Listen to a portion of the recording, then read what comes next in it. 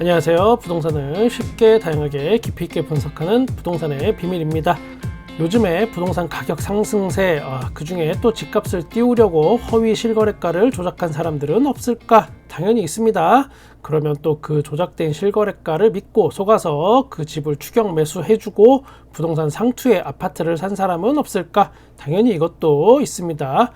아무리 경고를 하고 얘기를 해줘도 결국은 누군가는 지금이라도 추격 매수를 해야 한다고 난리치면서 집을 사는 사람들이 꼭 있습니다. 그러면 이런 실거래가 조작으로 이익을 본 사람들은 걸리면 어쩌려고 이러는 걸까? 그동안 과태료 500만원 정도만 내면 됐으니까 그랬던 겁니다. 걸려봐야 뭐 별거 아니고 그것도 운 나쁘면 걸리는 거지 사실상 잘 걸리지도 않습니다. 뭐 열심히 잡아야 걸리든지 말든지 할 텐데. 실제 송파구의 한 아파트 이야기입니다. 2021년 부동산 폭등기 때 30평대가 그러니까 최고가 거래가 신고가가 23억이었습니다. 그런데 이 가격은 그 아파트 단지 부동산 사장님들도 도저히 모르고 이해가 안 가는 가격이었습니다. 그때 부동산 상투를 잡았던 금액이 이미 21억이 있었습니다.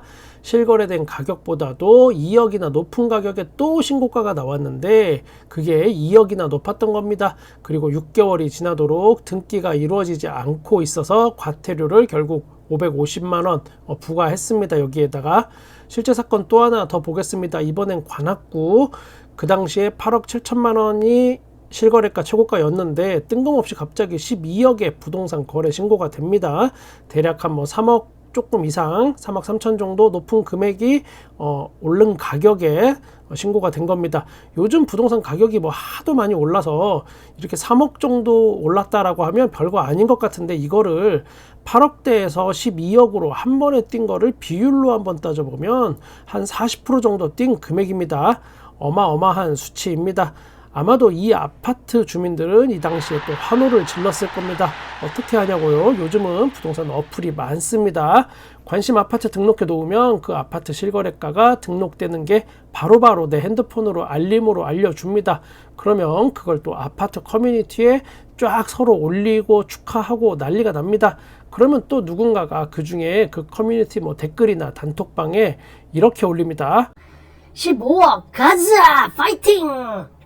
8억도 이미 상투 잡은 가격인데 12억 실거래가 떠버리면 15억 가즈아를 외치는 게 바로 부동산 커뮤니티 그리고 입주민 단톡방입니다. 자, 아무튼 12억의 실거래가 신고를 하고 이걸 또 취소를 했습니다. 12억을.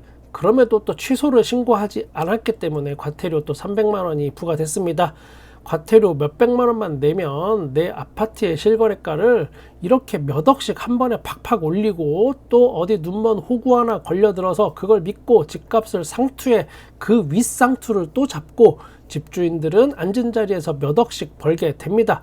이거 너무너무 남는 장사 확실합니다. 그러면 집값을 띄울 목적으로 의심이 되는 미등기 허위 거래 과연 얼마나 그 건수가 될까? 집값 폭등기인 그리고 영끌족이 대거 부동산에 막 상투를 잡아가던 상투에 상투를 계속 잡던 그 시기 2020년에는 2420건 그리고 부동산 꼭지점 시기였던 2021년에는 8906건 이렇게 있습니다.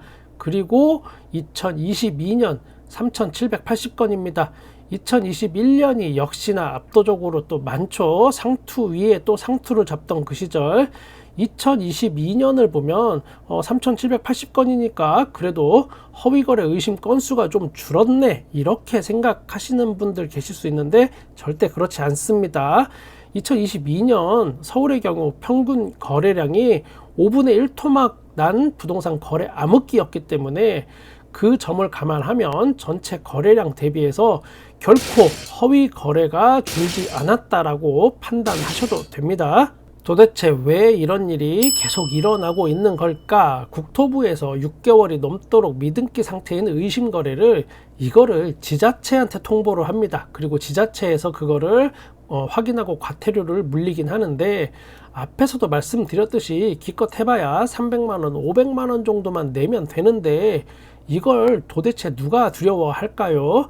가뜩이나 이거 잘 잡지도 않는데. 그런데 이제부터 미등기 허위거래에 대한 처벌이 강화됩니다. 기존에는 3천만 원 이하 과태료로 끝났었다면 2023년 10월 19일부터는 3년 이하 징역 또는 3천만 원 이하 벌금형 형사처벌이 가능해집니다. 솔직히 저는 이런다고 허위 거래가 줄어들지는 않을 것 같습니다. 제 생각입니다. 형사처벌이라는 걸 별로 두려워하지 않을 것 같습니다.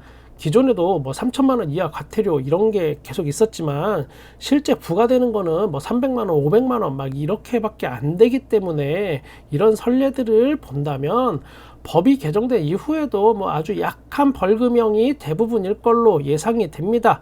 제가 법을 몰라서 그런 건지는 모르겠으나 결국은 기존하고 변함없이 허위 실거래가 조작으로 아파트 가격을 일부러 강제로 띄우고 또 거기에 속아서 몇 억씩 돈 더 내고 덜컥 집 사는 이런 일이 반복될 걸로 예상이 됩니다. 결국은 많은 분들이 이야기하듯이 실거래가를 등기까지 완료된 것만 일단 표시되도록 이렇게 바꾸는 게 어쩌면 가장 현실적인 대안이 될 수도 있겠습니다. 그리고 또 하나, 주택 취득 자금 조달 계획서, 이거 정말 다시 철저하게 좀 해야 합니다. 이 모든 게 다 둔촌주공 살리기 하느라고 서울의 대부분 지역을 투기과열지구나 조정대상 지역에서 해제시키면서 이 증빙을 이제 안 내도 됩니다. 그러니까 그냥 가짜로 써도 되는 겁니다. 이거 자금 조달 계획서 증빙을 다시 첨부하게 하고 철저하게 이걸 또 검증을 하면 부동산 시장의 정상화가 저는 빠르게 이루어질 수 있다고 생각합니다. 그리고 이 검증한 것 또한 국세청에서 좀 하면 좋을 것 같은데 기존에는 기껏해야 지자체에서 형식적으로만 하던 수준일 뿐이었습니다. 진짜 문제는 이제는 이것마저도 안 한다는 거, 이게 진짜 문제가 되면서 그러니까 자금 조달 계획서를 허위로 계속하면서 이상한 자금을 계속 그걸 이용해서 자기 집을 살 수 있는 경우가 발생합니다. 그러다 보니까 증빙을 낼 필요 없으니까 주택 자금 마련 계획서, 자금 조달 계획서 여기에 꼼수가 계속해서 늘어납니다. 지금 우회적인 증여 수단으로 많이 사용이 되는 겁니다. 부의 대물림 이게 계속 되고 있는 거죠. 지금 현재 열심히 일하고 아껴 쓰고 돈 착실히 모아서 집 한 채 장만하려는 사람들의 서민의 꿈을 지킬 수 있는 그런 날이 꼭 오길 바랍니다. 한국은행이 이번에도 기준금리를 3.5%로 동결했습니다. 이번에 6번째 연속 동결입니다. 그럼에도 불구하고 주택담보대출 금리의 상단은 지금 계속 올라서 7%를 이미 돌파했고 많은 전문가분들이 연말에 8%까지 갈 수 있으니 이제는 알아서 각자 도생해라 라는 이야기를 합니다. 언론에서도 그런 논조를 좀 띄고 있고요. 요즘에 기준금리 동결이 대출금리 동결이라는 결과물로 나타나지 않는 이유가 당연히 있죠. 결국은 이게 작년에 터졌던 레고랜드 사태에 대한 어떤 후유증이 지금도 계속되고 앞으로도 매년 계속될 거란 얘기입니다. 예금 금리가 계속 오를 거고 그에 따른 대출 금리도 계속 오를 겁니다. 영끌족들한테는 어떤 탈출구가 안 보이는 그런 상황입니다. 그리고 한국은행 총재가 기자간담회를 가진 내용을 한번 살펴보겠습니다. 어쩌면 이게 여러분께 많은 힌트가 될 수도 있겠습니다. 기자 질문. 고금리가 계속되면서 신용시장에 부담을 주고 이에 주택 공급 축소 우려가 주택 가격 상승 기대를 높인다는 지적에 대해서 어떻게 생각하는지. 집값이 많이 올라간다고 그러는데요, 지금요. 저는 자료를 좀 더 명확하게 좀 다들 좀 보시면 좋겠습니다. 그렇지만 전반적으로 이 서울 전체적인 지역이라든지 지방이라든지 이런 데 부동산 가격이 떨어지는 거가 이제 스탑되고 약간 좀 멈칫하고 있다는 걸로 하지만 이게 다시 막 올라가서 막 수요가 많은 거는 저는 볼 때는 그건 부동산 전문가들이 볼 때는 동의할지 모르지만 좀 그거는 좀 약간 좀 너무 좀 아닌가 생각이 들어요. 그리고 지금 금리가 저는 부동산 가격에 대해서 얘기를 아마 나가서는 하지 모르지만 지금 하는 총리로서 부동산 가격이 어떻게 될 거라든지 이런 얘기 하기 어렵습니다. 가격이기 때문에. 다만 제가 말씀드린 것은 집값이 올라갈 거라고 예상하더라도 자기 돈으로 투자하는 것이 아니고 레버리지를 해서 하신 분들이 많은데 그분들 생각이 혹시 금리가 다시 1%대로 막 예전처럼 기준금리가 떨어져서 이게 비용 분담이 금방 적을 거다. 그런 생각을 해서 하신다면 그 점에 대해서는 제가 경고를 드리겠습니다.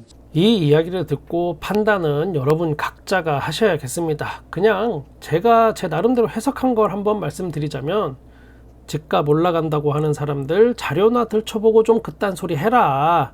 뭣도 모르면서 희망사항을 사실인 양 떠들지 말아라. 부동산 가격이 오르고 수요가 늘어날 거라는 희망을 가진 사람들은 그럴 일 없으니까 좀 꿈 좀 깨라. 지금은 내가 한국은행 총재라서 이것보다 더 세게 말하긴 어렵다. 내 입장이 좀 그래. 확실한 거는 예전처럼 저금리로 대출할 수 있는 그런 시대 안 와. 그러니까 빚내서 집 사지 마라. 나는 경고할 만큼 했으니까 나중에 울고불고 뭐 살려달라고 해봐야 널 살려줄 사람은 세상에 아무도 없다. 저는 이렇게 해석했습니다. 다들 아시겠지만 어떤 정치적, 경제적인 메시지는 어떤 직접적으로 얘기하기보다는 이렇게 다들 상당히 돌려서 얘기합니다. 돌려서 우회해서. 제 해석도 사실상 저는 더 세게 얘기하고 싶은데 영상이기 때문에 좀 많이 순화해서 지금 표현하는 겁니다. 저는 여러분의 부동산에 끝까지 함께 하겠습니다. 구독과 좋아요, 알림 설정 감사합니다. 부동산의 비밀이었습니다.